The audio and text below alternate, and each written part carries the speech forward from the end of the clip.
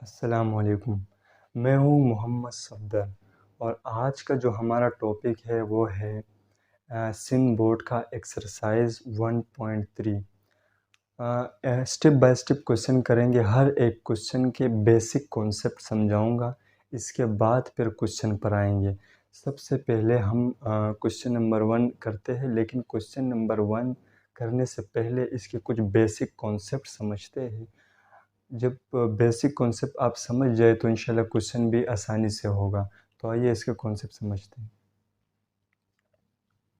अच्छा, सबसे पहले हमारे पास लिखा हुआ है 4, जो बड़ा सा लिखा हुआ है 4, इसके ऊपर लिखा है छोटा सा 3। ठीक है, इसका मतलब ये है बच्चों कि ये जो 4 है, ये जो बड़ा सा लिखा हुआ है, ये हमारे पास क्या है? ये है बेस। क्या है बच्चों? बेस। ठीक है, और ये छोटा सा ऊपर जो लिखा हुआ है, इसे हम कहते हैं एक्सपोनेंट। क्या कहते हैं बच्चों? एक्सपोनेंट। ठीक है, ये जो बड़ा सा लिखा हुआ है इसे हम कहते हैं बेस, और ये जो छोटा सा ऊपर लिखा हुआ होता है इसे हम कहते हैं एक्सपोनेंट। ठीक है बच्चों, हम इसे इस तरह भी लिख सकते हैं, 4 यानी ब्रैकेट में भी इसे लिख सकते हैं, ऊपर हमने 3 लगाया, तब भी ये कहलाएगा, यानी जो ब्रैकेट के अंदर है इसे हम बेस कहेंगे, और ये जो ऊपर छोटा सा लिखा हुआ होगा ब्रैकेट के बाहर, इसे हम एक्सपोनेंट कहेंगे। ठीक है बच्चों। अच्छा, इस ऊपर का जो 3 लिखा हुआ है छोटा सा, इसका मतलब ये है बच्चों कि ये 4 जो है ये 3 टाइम्स मल्टीप्लाई हो रहा है। कितने टाइम्स मल्टीप्लाई हो रहा है? 3 टाइम्स मल्टीप्लाई हो रहा है। कैसे? यानी ये 4 जो है ये 3 टाइम्स है, यानी 4 मल्टीप्लाई 4 मल्टीप्लाई 4। ठीक है बच्चों, ये 4 3 टाइम्स मल्टीप्लाई हो रहा है। ठीक है, चाहे हम इसका 4 का क्यूब लें, चाहे हम इसे मल्टीप्लाई करें, यानी 4 चौक 16, और इसी 16 को 4 से मल्टीप्लाई करें, 16 चौक 64। बच्चों, इसका कॉन्सेप्ट यही है। सबसे पहले आप ये समझे कि ये जो बड़ा सा लिखा हुआ होता है इसे हम कहते हैं बेस, और जो छोटा सा लिखा हुआ होता है इसे हम कहते हैं एक्सपोनेंट। चाहे ऊपर जितने भी लफ्ज़ लिखे हुए हो, अल्फ़ाबेट लिखे हुए हो, हम उसे क्या कहेंगे? हम उसे एक्सपोनेंट कहेंगे। ठीक है बच्चों, और यहाँ पे नीचे जितने भी लफ्ज़ लिखे होंगे, चाहे अल्फ़ाबेट हो चाहे नंबर्स हो, और उसे हम कहेंगे बेस। ठीक है बच्चों, तो ये इस तरह का कॉन्सेप्ट था। अच्छा, इन दोनों के मिलाप को हम कहते हैं पावर। क्या कहते हैं बच्चों? इन दोनों के मिलाप को कहते हैं पावर। अच्छा, कुछ बच्चे यहाँ कंफ्यूज हो रहे होंगे कि सर ऊपर जो 3 लिखा हुआ है, ये जो 3 लिखा हुआ होता है इसे हम पावर कहते हैं, इसे हम पावर कहते थे। नहीं बच्चों, ये जो छोटा सा लिखा हुआ है इसे हम कहते हैं एक्सपोनेंट, और जो नीचे लिखा हुआ होता है इसे हम कहते हैं बेस। इन दोनों के मिलाप को, यानी ये दोनों को एक साथ जब पढ़ेंगे तब हम कहेंगे कि ये क्या है? पावर। यानी इसका आंसर भी पावर कहलाएगा। क्या कहलाएगा? पावर। इसका जो आंसर आया होगा ना, ये जो मुकम्मल आंसर आया होगा, ये भी हमारे पास क्या कहलाएगा? ये पावर है। ठीक है, हम इसे एक साथ भी पावर कह सकते हैं, इस पूरे को। ये हमारे पास क्या है? पावर। लेकिन ये पढ़ने में इस तरह आएगा, पढ़ने में तो सेम आएगा। हम इसे पढ़ेंगे इस तरह, यानी 4 raise to the power 3। 4 raise to the power 3 पढ़ेंगे इस तरह। लेकिन ये जो मुकम्मल है, ये पूरा इन दोनों का टुगेदर एक साथ, ये दोनों हमारे पास क्या कहलाएगा? पावर। जो ऊपर का लिखा हुआ छोटा सा लिखा हुआ होगा उसे हम कहते हैं एक्सपोनेंट। क्या कहेंगे? एक्सपोनेंट। और जो नीचे लिखा हुआ होगा उसे हम कहेंगे बेस। ठीक है बच्चों, तो ये बेस और एक्सपोनेंट का कॉन्सेप्ट छोटा सा कॉन्सेप्ट था। इसके बाद हम इसके क्वेश्चन पर आते हैं। क्वेश्चन जब आप करेंगे तो आपको वाज़ेह समझ आ जाएगी कि एक्सपोनेंट क्या है और बेस क्या है। ठीक है बच्चों, तो आइए क्वेश्चन करते हैं ताकि आपको वाज़ेह समझ आए। अच्छा बच्चों, क्वेश्चन में हमें कह रहा है कि right the base and exponent of the following. इसमें आप बताएं कि इसमें बेस कौन सा है और एक्सपोनेंट कौन सा है। सिर्फ आपने इस क्वेश्चन में कह रहा है कि सिर्फ आप बताएं कि इन सब क्वेश्चंस में बेस क्या है और एक्सपोनेंट क्या है, सिर्फ आपने बताना है, ठीक है। तो क्वेश्चन करते हैं। क्वेश्चन नंबर 1 का पार्ट नंबर 1 पढ़ते हैं। पार्ट नंबर 1 हम इस तरह लिख लेंगे, ठीक है। यहाँ पे एक लाइन ड्रॉ कर देंगे। यहाँ हमें कह रहा है कि 3 की पावर 4 सॉल्यूशन लिख लेंगे, ठीक है। सॉल्यूशन के बाद क्वेश्चन एक मर्तबा रिपीट कर लेंगे। फिर यहाँ हम लिख लेंगे बेस इज इक्वल टू, और यहाँ हम लिख लेंगे एक्सपोनेंट, ठीक है। अच्छा, हमारे पास मैंने अभी समझाया कि जो बड़ा सा लिखा हुआ होता है उसे हम कहते हैं बेस, ठीक है। और जो छोटा सा ऊपर लिखा हुआ होता है इसे हम कहते हैं एक्सपोनेंट, ठीक है। तो यहाँ पे बेस क्या होगा, बेस हमारे पास 3 होगा। ये 3 हमारे पास बेस है, और ये जो ऊपर छोटा सा लिखा हुआ है ये हमारे पास क्या है, एक्सपोनेंट, यानी 4 हमारे पास एक्सपोनेंट है, ठीक है। 3 बेस हुआ, और ये जो छोटा सा ऊपर 4 लिखा हुआ है ये हमारे पास एक्सपोनेंट है, ठीक है बच्चों। पार्ट नंबर 2 की तरफ आते हैं। पार्ट नंबर 2 में हमारे पास कह रहा है कि, अच्छा पार्ट नंबर 2 यहीं से डायरेक्ट कर लेते हैं, ठीक है। पार्ट नंबर 2 यहीं से डायरेक्ट कर लेते हैं। तो सॉल्यूशन लिखा। अच्छा, अगर किसी को पार्ट 1 लिखना है तो यहाँ से लिख ले। पार्ट नंबर 2 आप क्वेश्चन रिपीट कर लेंगे, और यहाँ लिख लेंगे बेस इज इक्वल टू यहाँ एक्सपोनेंट, ठीक है, एक्सपोनेंट। अच्छा, जो ब्रैकेट में लिखा हुआ है, मैंने पहले कहा था कि ब्रैकेट के अंदर जो भी लिखा हुआ होगा वो आपके पास बेस कहलाएगा, ठीक है बच्चों। और जो ऊपर छोटा सा लिखा हुआ होगा उसे हम एक्सपोनेंट कहेंगे। क्या कहेंगे बच्चों, एक्सपोनेंट। तो हमारे पास बेस क्या है, इनमें बेस क्या है, 1/2 क्या है, बेस, ठीक है। हमने बेस की जगह लिखा 1/2। और एक्सपोनेंट क्या है, इसमें ऊपर छोटा सा जो लिखा हुआ है 3, ये हमारे पास एक्सपोनेंट है, ठीक है बच्चों। क्वेश्चन नंबर पार्ट नंबर 3 की तरफ आते हैं। पार्ट नंबर 3 में कह रहा है -30, ऊपर जो है एक्सपोनेंट हमारे पास 20 लिखा हुआ है। इसको भी डायरेक्ट सॉल्व करते हैं। यहाँ मैंने सॉल्यूशन लिखा, ठीक है बच्चों।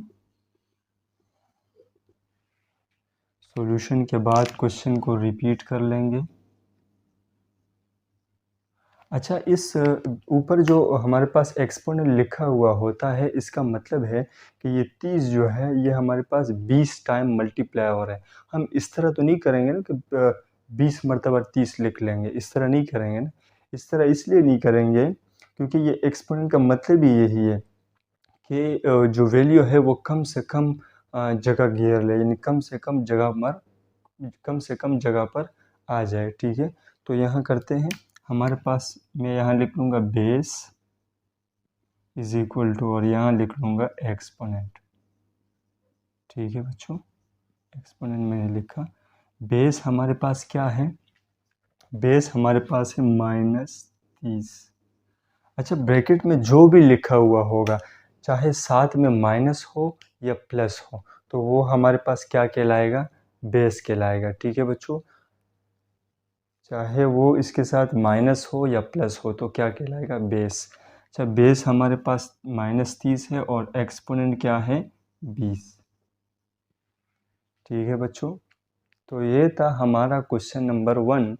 इसके बाद हम आते हैं क्वेश्चन नंबर 2 की तरफ, और इसके भी छोटे छोटे पॉइंट्स यानी बेसिक पॉइंट्स समझते हैं। फिर इसके बाद क्वेश्चन नंबर 2 करते हैं। तो आइए क्वेश्चन नंबर 2 करते हैं। अच्छा बच्चों, ये जो क्वेश्चन नंबर 2 है, इसके बेसिक 2-3 पॉइंट है वो आप समझ लें, इसके बाद आप आसानी से क्वेश्चन नंबर 2 कर सकेंगे। तो बेसिक ये है कि आपके पास एक रूट दिया गया है जिसके अंदर मैंने लिखा है a, ठीक है। इसके बाहर मैंने लिखा है n। इसका मतलब ये a का मतलब ये है बच्चों कि जो n है इसकी जगह कुछ भी आ सकता है, कोई एनीथिंग नंबर, चाहे नंबर हो चाहे अल्फ़ाबेट हो, कुछ भी यहाँ इस ब्रैकेट के अंदर आ सकता है, ठीक है। और यहाँ जो n लिखा हुआ है इसकी जगह भी कुछ भी आ सकता है, n भी आ सकता है, m भी आ सकता है, नंबर्स भी आ सकते हैं, कुछ भी यहाँ n की जगह आ सकता है। सबसे पहले बच्चों हमारे पास जब रूट के अंदर कुछ आ जाए यहाँ, इसे हम कहेंगे रेडिकेंड। क्या कहेंगे? रेडिकेंड, ठीक है बच्चों। इस रूट के अंदर जो भी आ जाए, जो भी, चाहे एक डिजिट्स हो या एक अल्फ़ाबेट हो, चाहे 2 हो चाहे 3 हो, चाहे मल्टीप्लिकेशन में हो या सब्ट्रैक्शन में हो, इस रूट के अंदर आया, हम उसे क्या कहेंगे कि ये सारा क्या है? रेडिकेंड। और यहाँ जो छोटा सा n लिखा हुआ है इसकी जगह जो भी आया उसे हम कहेंगे इंडेक्स, ठीक है बच्चों, उसे हम कहेंगे इंडेक्स। ये दो चीज़ें थी क्वेश्चन नंबर 2 में। तो यहाँ पे लिखा हुआ होगा n छोटा सा, चाहे नंबर्स हो चाहे अल्फ़ाबेट आ जाए, इसे हम कहेंगे इंडेक्स। और इस रूट के अंदर जो भी लिखा जाएगा उसे हम कहेंगे रेडिकेंड। और यहाँ पे जो सिंबल बना हुआ है इस सिंबल को हम कहते हैं रेडिकल सिंबल।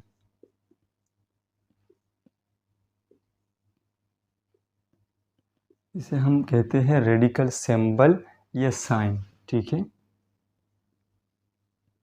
कि ये रेडिकल साइन है या रेडिकल सिंबल है। तो क्वेश्चन नंबर 2 का सिर्फ ये बेसिक पॉइंट था कि अंदर जो भी लिखा हुआ होगा, जो भी एनीथिंग, उसे हम कहेंगे रेडिकेंड, और बाहर जो भी लिखा हुआ होगा इसे हम कहेंगे इंडेक्स, ठीक है। और ये जो साइन है इसे हम रेडिकल साइन या रेडिकल सिंबल कहते हैं। तो क्वेश्चन नंबर 2 की तरफ आते हैं। क्वेश्चन नंबर 2 करते हैं सोल्व। तो बच्चों, जो क्वेश्चन नंबर 2 है वो मैंने लिख दिया है, सब कुछ डिटेल से भी लिख दिए हैं कि क्या क्या है। अच्छा, क्वेश्चन नंबर टू में कह रहा है कि identify radicand and index in the following, यानी इनमें से आप रेडिकेंड और इंडेक्स को पहचानें कि रेडिकेंड क्या है और इंडेक्स क्या है, यानी वो कौन सा रेडिकेंड है और कौन सा इंडेक्स है। सारा लिख दिया है। पहले क्या करोगे, पार्ट नंबर 1 मैंने सॉल्यूशन लिखा, क्वेश्चन को रिपीट किया, यहाँ मैंने लिखा रेडिकेंड और इंडेक्स। रेडिकेंड क्या है, मैंने क्या कहा था कि जो ब्रैकेट यानी रेडिकल साइन के अंदर लिखा हुआ होगा, अंदर ब्रैकेट के अंदर लिखा हुआ होगा, और हमारे पास रेडिकेंड होगा। तो ब्रैकेट के ये यहाँ पे रूट के अंदर 5 लिखा हुआ है, तो ये 5 क्या है? रेडिकेंड, ठीक है। ऊपर जो छोटा सा लिखा हुआ है वो क्या है हमारे पास? 3 जो लिखा हुआ है वो हमारे पास है इंडेक्स, ठीक है। 3 हमारे पास इंडेक्स है। यहाँ पे पार्ट नंबर 2 में देखते हैं। पार्ट नंबर 2 में हमारे पास x/y, देखो यहाँ हमारे पास एक अल्फ़ाबेट नहीं लिखा हुआ है, यहाँ पे हमारे पास डिवाइड में लिखा हुआ है। तब भी इस ब्रैकेट के अंदर मैंने कहा था जो भी लिखा हुआ होगा वो क्या होगा? वो रेडिकेंड होगा, ठीक है बच्चों। तो रेडिकेंड हमारे पास क्या है? x/y, ये हमारे पास है रेडिकेंड, ठीक है। और इंडेक्स हमारे पास ये छोटा सा 4 लिखा हुआ है ना, ये इंडेक्स हमारे पास 4 है, ठीक है बच्चों। कुछ पार्ट नंबर 3 पढ़ते हैं। पार्ट नंबर 3 देखो, ये पूरा का पूरा जितना भी लिखा हुआ है ये सारा हमारे पास क्या है? ये हमारे पास रेडिकेंड है, ठीक है बच्चों। देखो x² y z, चाहे आपके पास स्क्वायर में लिखा गया हो, चाहे आप अंदर वैसे ही सब कुछ लिखा गया हो, चाहे डिवाइड में लिखा गया हो, चाहे माइनस में लिखा गया हो, यानी ब्रैकेट के अंदर जो भी लिखा गया हो वो हमारे पास रेडिकेंड कहलाएगा, ठीक है बच्चों। और ये जो छोटा सा 5 लिखा हुआ है रूट के ऊपर, इसको हम इंडेक्स कहते हैं, ठीक है बच्चों। क्या कहते हैं? इंडेक्स। तो ये था बच्चों हमारे पास क्वेश्चन नंबर 2। इसके बाद आते हैं क्वेश्चन नंबर 3 की तरफ। क्वेश्चन नंबर 3 के भी कुछ बेसिक 2-3 पॉइंट्स है, वो आप समझे। इसके बाद क्वेश्चन नंबर 3 भी इजी है, इतना मुश्किल नहीं है, वो भी आप बखूबी सॉल्व कर पाएंगे। तो आइए क्वेश्चन नंबर 3 देखते हैं। अच्छा बच्चों, क्वेश्चन नंबर 2 में कह रहा है कि transform the following into exponential form, यानी आपको रेडिकल फॉर्म दिया गया होगा। रेडिकल फॉर्म मतलब कि आपको अंडर रूट में वैल्यूज़ दी होगी या अंडर रूट की शक्ल दी होगी, उसके अंदर कुछ ना कुछ वैल्यूज़ वगैरह लिखी हुई होगी। आपने इसे एक्सपोनेंशियल फॉर्म में चेंज करना है। किस फॉर्म में चेंज करना है? Exponential form. देखते हैं एक्सपोनेंशियल फॉर्म क्या है। देखो, अगर हम इस ए को अपनी जगह ही लिखें, ठीक है, यहाँ अंदर ब्रैकेट में जो भी होगा, चाहे स्क्वायर में हो चाहे वैसे ही लिखा गया हो, वो सेम एज इट इज़ आएगा, ठीक है। फिर इसके बाद आते हैं अंडर रूट की तरफ। यही हमारा सब कुछ है, पूरा मेन क्वेश्चन ही यही है कि इस अंडर रूट को ख़त्म करके अंडर रूट की जगह एक्सपोनेंशियल फॉर्म लिखना है। तो आपको पता होगा कि इस रूट की वैल्यू होती है हाफ, ठीक है। क्या वैल्यू होती है? हाफ, यानी 1/2। ये जो छोटा सा लिखा हुआ होगा, ठीक है, इसको छोटा सा लिखते हैं। अच्छा, यहाँ पे हाफ क्यों है? 2, ये अलग बात है, यानी ये अलग लेक्चर है। सिर्फ हम इतना समझेंगे कि इसकी वैल्यू क्या है? हाफ, ठीक है। यहाँ हमारे पास छोटा सा 2 भी लिखा हुआ होता है, लेकिन अक्सर हम 2 लिखते नहीं है। यहाँ पे 2 लिखा हुआ होता है, लेकिन हम लिखते नहीं है। हमेशा याद रखना बच्चों कि यहाँ जो भी लिखा हुआ होगा, यहाँ जो भी लिखा हुआ होगा, यानी इंडेक्स में, तो वो हमेशा नीचे आएगा, ठीक है। वो हमेशा क्या, कहाँ आएगा? नीचे। ऊपर 1 आएगा, नीचे वो वैल्यूज़ आएगी। चाहे जो भी वैल्यू यहाँ पे दी गई हो, वो हमारे पास नीचे ही आएगी। चाहे जो भी वैल्यू आई लिखी हुई होगी, वो हमारे पास नीचे लिखेंगे यहाँ पे इस जगह, और ऊपर 1 लिख लेंगे। 1/, फिर नीचे यहाँ पे जो वैल्यू लिखी हुई होगी वो हम यहाँ लिख लेंगे। सिर्फ इसका कॉन्सेप्ट ही यही है। देखो, यहाँ पे हमारे पास रेडिकल फॉर्म में दिया गया था, हमने इसे किस में चेंज किया? Exponential form. इसे हम कहते हैं एक्सपोनेंशियल फॉर्म, ठीक है बच्चों। इसे हम क्या कहते हैं? एक्सपोनेंशियल फॉर्म, यानी इस ब्रैकेट को ख़त्म करके हमने किस में चेंज किया? एक्सपोनेंशियल फॉर्म में। तो क्वेश्चन पर आते हैं, क्वेश्चन में देखते हैं कि कैसे चेंज होता है एक्सपोनेंशियल फॉर्म में। तो आपको वाज़ेह समझ आ जाएगी कि मैं क्या कह रहा हूँ या मेरा कॉन्सेप्ट समझाने का क्या है, ठीक है। क्वेश्चन नंबर 3 की तरफ आते हैं। क्वेश्चन नंबर 3 में क्वेश्चंस क्या है, मैं क्वेश्चन लिखवा रहा हूँ, ठीक है बच्चों। अच्छा बच्चों, क्वेश्चन नंबर 3 के पार्ट्स मैंने सारे लिखवा दिए हैं। देखो, इसे एक्सपोनेंशियल फॉर्म में कैसे चेंज करना है, ये सारी तरतीब पढ़ते हैं। अच्छा, हमारे पास पार्ट नंबर 1 में मैंने क्वेश्चन लिखा सॉल्यूशन पे, इसके बाद क्वेश्चन को मैंने रिपीट किया। इसको इस तरह भी लिख सकते हैं, ठीक है। इसको डिवाइड करके इस तरह भी लिख सकते हैं। ये भी इसका मतलब ये कि ये भी इसी तरह ही लिखा हुआ है, लेकिन मैंने तिरछी लाइन लगा दी, ठीक है। इसे एक्सपोनेंशियल फॉर्म में चेंज करना है। ये हमारे पास रेडिकल फॉर्म दिया गया है। कौन सा फॉर्म? ये रेडिकल फॉर्म, यानी रूट का जो फॉर्म होता है, यानी रूट में जो लिखे हुए होते हैं, उसे हम कहते हैं रेडिकल फॉर्म। ये रेडिकल फॉर्म में लिखा हुआ है, और इसे हम किस में चेंज करेंगे? एक्सपोनेंशियल फॉर्म, यानी वो जो हमारे पास एक्सपोनेंट था, उस फॉर्म में हमें इसे लाना है। तो कैसे लाएंगे? मैंने पहले कहा था कि यहाँ पे ब्रैकेट के, यानी रूट के अंदर जो भी लिखा हुआ होगा, वो एज इट इज़ सेम ही आएगा। देखो, यहाँ मैंने लिखा 3 फिर अपॉन 4, ठीक है बच्चों। 3/4 मैंने लिखा, वो मैंने सेम लिखा, नीचे मैंने सेम लिखा। अब मैंने कहा था इस रूट की वैल्यू क्या है? यहाँ पे 2 भी लिखा जा सकता है, लेकिन 2 हम लिखते नहीं है, ठीक है। होता है, लेकिन हम लिखते नहीं है। तो क्या करेंगे? पहले 1/, मैंने कहा था यहाँ पे जो भी होगा इंडेक्स में, वो नीचे लिखा जाएगा, ठीक है। वो कहाँ लिखा जाएगा? नीचे। तो यहाँ हमारे पास कुछ नहीं, तो क्या है? 2। तो ये किस में चेंज हुआ बच्चों? एक्सपोनेंशियल फॉर्म में चेंज हो गया, ठीक है बच्चों। एक्सपोनेंशियल फॉर्म में चेंज हो गया, तो यही हमारे पास आंसर है। ये हमारे पास आंसर है, एक्सपोनेंशियल फॉर्म में इसे हमने चेंज कर दिया। अब क्वेश्चन पार्ट नंबर 2 की तरफ बढ़ते हैं।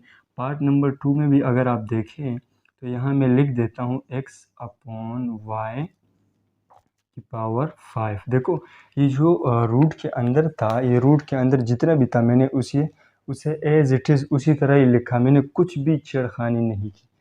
x/y था, x/y मैंने लिखा, 5 था, 5 जो ऊपर एक्सपोनेंट था वो भी मैंने इसके साथ लिखा। मैंने चेंज क्या करना है, इस रूट की वैल्यू सिर्फ लिखनी है। क्या करना है, यहाँ पे तो हमारे पास कुछ नहीं था तो हमने 1/2 लिखा, यानी जो यहाँ पे कुछ नहीं था तो 2 हमने लिखा। यहाँ क्या करेंगे, मल्टीप्लाई एक्सपोनेंशियल में, और 1/,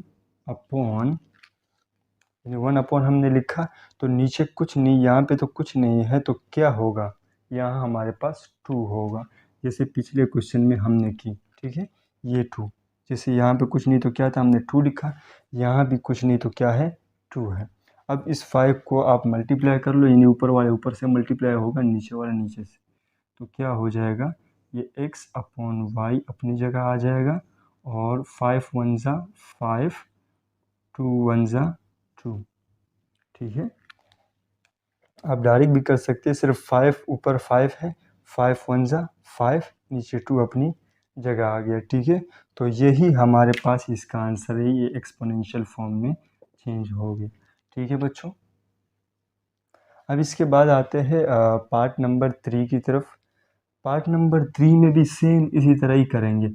अच्छा, इसमें कोई चेंजेस वगैरह नहीं करनी कि माइनस में हो, चाहे पावर माइनस में हो या प्लस में हो, चेंजेस नहीं करनी कि माइनस में आपके पास पावर आए इसे प्लस में चेंज कर लो, नहीं।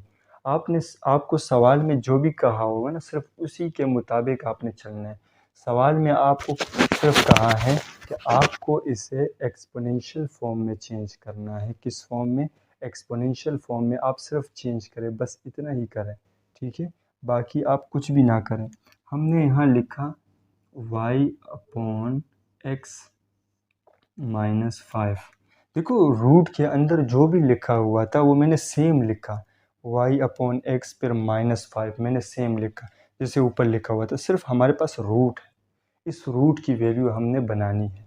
ठीक है, फिर दोबारा से मल्टीप्लाई लिख देते हैं, और यहाँ हम लिख लेंगे, यहाँ हम 1/ दोबारा से 1/, और क्या है, यहाँ पे कुछ नहीं तो क्या है, 2 है। इंडेक्स में कुछ नहीं तो क्या है, 2 है, तो यहाँ हम लिख लेंगे 2। अब दोबारा से इसे मल्टीप्लाई करेंगे, यानी y/x, ये अपनी जगह आया। -5 को 1 से मल्टीप्लाई करेंगे, -5 यानी 5 1 5, माइनस अपनी जगह और 2 लिख देंगे। ठीक है, यही इसका आंसर है। अच्छा, बुक में हमारे पास जो आंसर लिखा हुआ है वो x/y है, वो बुक का आंसर गलत है। ठीक है, और बुक में माइनस में भी लिखा हुआ है, यहाँ पे जो एक्सपोनेंट हमारे पास लिखा हुआ माइनस में वो ठीक है, लेकिन यहाँ पे x/y लिखा हुआ है, वो आंसर प्रिंटिंग मिस्टेक हो गई है, तो वो आंसर गलत लिख दिया गया है। ठीक है, करेक्ट आंसर ये है। तो ये पार्ट नंबर 3 था। इसके बाद आते हैं पार्ट नंबर 4 या 5 की तरफ। अच्छा बच्चों, क्वेश्चन नंबर 3 के पार्ट्स नंबर 4 पर हम आते हैं।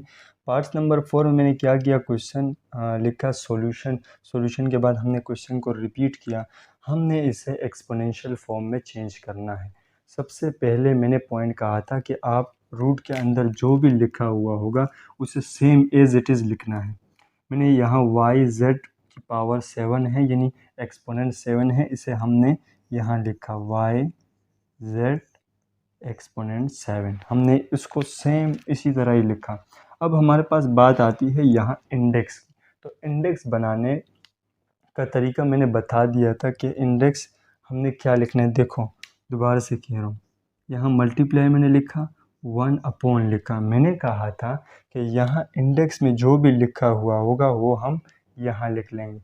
वहाँ हमारे पास 2 लिखा था ना, जो हमने पिछले क्वेश्चंस किए उसमें हमारे पास कुछ नहीं था, तो हमारे पास क्या होता था, हम लिखते थे 2, लेकिन यहाँ हमारे पास पहले से ही 3 लिखा हुआ है इंडेक्स में, तो यही 3 हम यहाँ लिख लेंगे। बस इतना सही काम करना है आप लोगों ने। अब क्या करोगे, आगे इसके साथ मल्टीप्लाई कर लो, 7 1 ज़ा 7, ये अपनी जगह लिखो, y/z 7 1 ज़ा 7 और अपॉन 3, यही इसका आंसर है। ये एक्सपोनेंशियल फॉर्म में चेंज हो गया। अब आते हैं पार्ट नंबर 5 की तरफ। पार्ट नंबर 5 में भी इसी तरह ही है। 27 हमने अपनी जगह लिखा, ब्रैकेट लगाई, अपनी जगह लिखा, ठीक है। फिर हमने क्या किया, कुछ नहीं है तो यहाँ पे 1 अपॉन लिखा। हमने फिर देखा इंडेक्स में हमारे पास अगर कुछ नहीं था, कुछ नहीं होता था तो हम लिखते थे 2, लेकिन इंडेक्स में हमारे पास क्या लिखा है 9, तो हम क्या लिख लेंगे यहाँ 9। बस सिंपल सी बात थी। यहाँ इंडेक्स में जो लिखा हुआ होगा वो हम यहाँ नीचे लिखेंगे 1 अपॉन, यानी 1 अपॉन लिखेंगे, 1 फिर अपॉन, फिर यहाँ नीचे जो है इंडेक्स में जो भी होगा वो हम नीचे लिख देंगे। सिंपल सी बात है। तो यही इसका आंसर है, ठीक है बेटा। इसके बाद आते हैं पार्ट नंबर 6 की तरफ। ये भी बिल्कुल इजी ही है, ठीक है। यहाँ हम लिख लेंगे -64 एक्सपोनेंट 2। देखो मैंने लिखा -64 एक्सपोनेंट 2, ये मैंने सेम इसी तरह ही लिखा, ठीक है बच्चों, सेम इसी तरह ही लिखा। सिर्फ हमने क्या करना है, मल्टीप्लाई करके यहाँ 1 अपॉन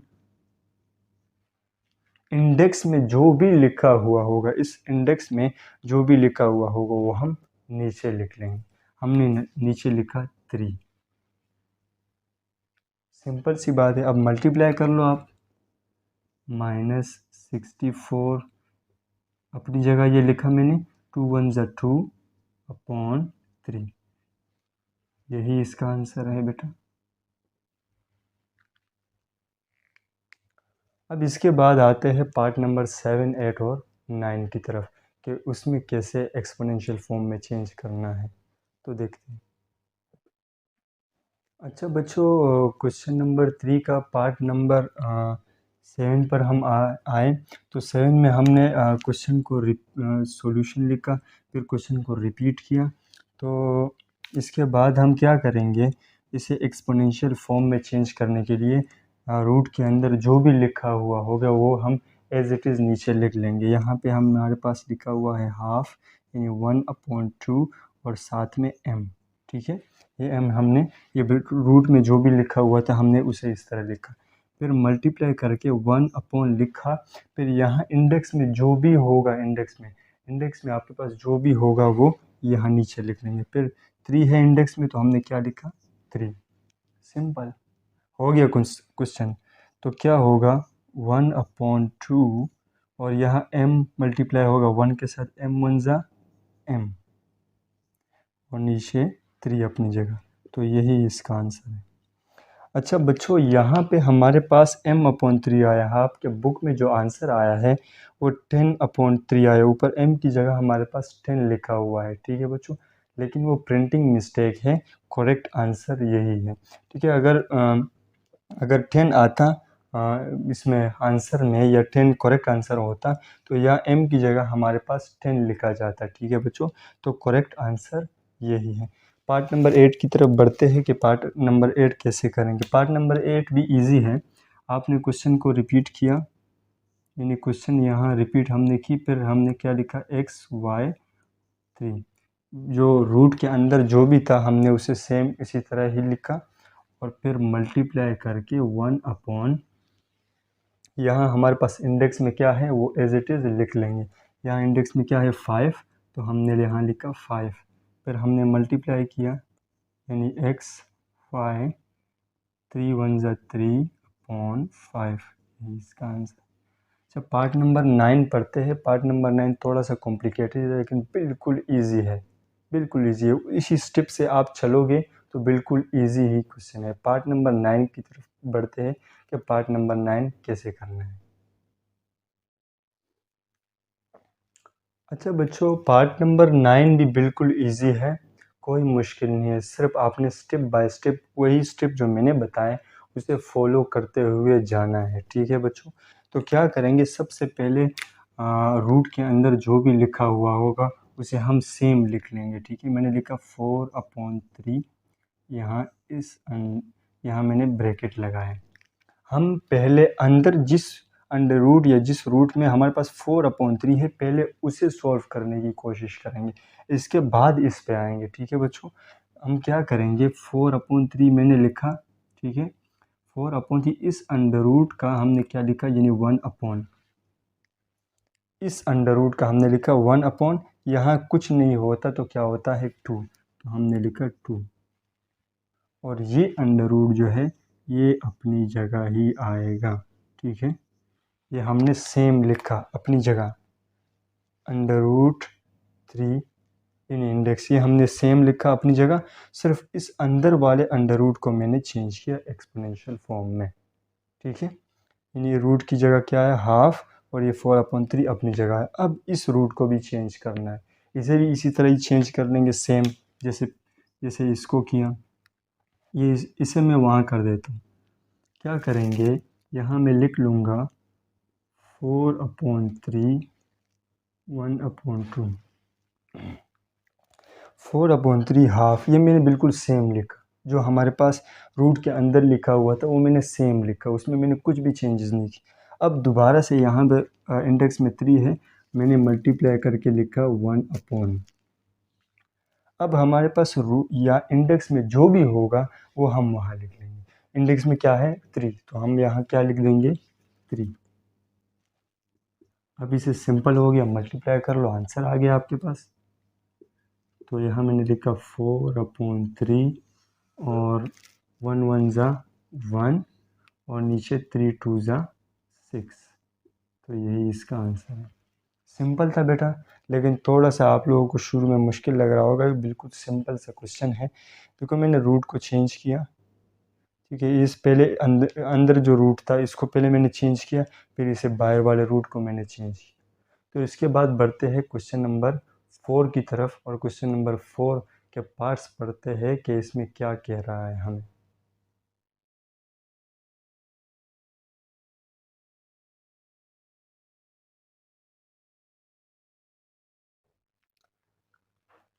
अच्छा बच्चों, क्वेश्चन नंबर 4 में पार्ट्स नंबर 3 पर हम आए थे, तो हमने क्वेश्चन लिखा, फिर सॉल्यूशन लिखा, सॉल्यूशन के बाद क्वेश्चन को हमने रिपीट किया। ठीक है बच्चों, क्वेश्चन को हमने रिपीट किया, तो क्या करेंगे, सेम उसी तरह ही करेंगे जैसे हमने पिछले क्वेश्चन किए, बिल्कुल तरतीब स्टेप बाय स्टेप चलेंगे, तो आपको ये समझ आएगी, कंफ्यूज नहीं होंगे इसमें।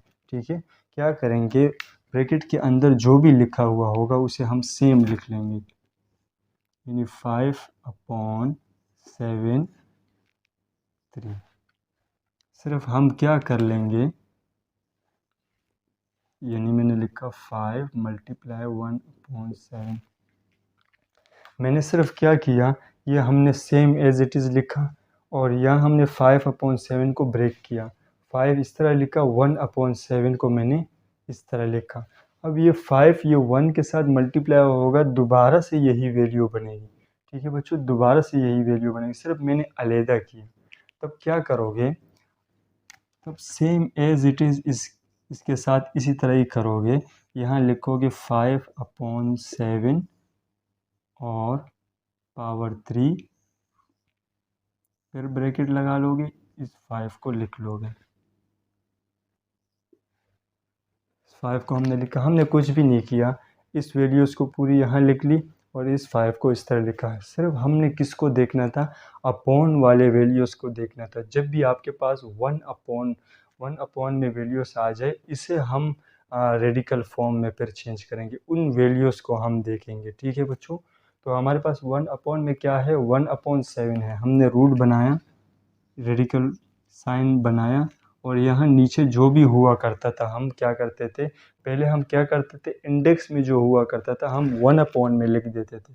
यहाँ पे 1/, में है, 7 नीचे है, तो यहाँ पे ये 7 इंडेक्स में आ जाएगा, तो यहाँ हम लिख लेंगे।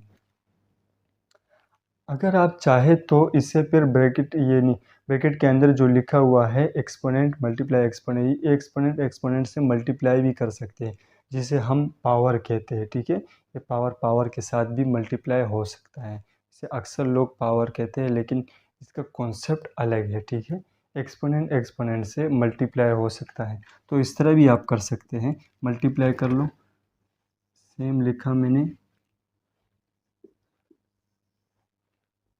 5/7, 3 पंजे 15,